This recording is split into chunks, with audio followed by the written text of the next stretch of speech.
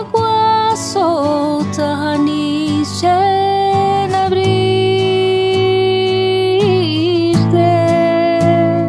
Carida simoru marhure rachno Pagoine bokrio mochrieriut fatas Carida simoru marhure rachno Pagoine bokrio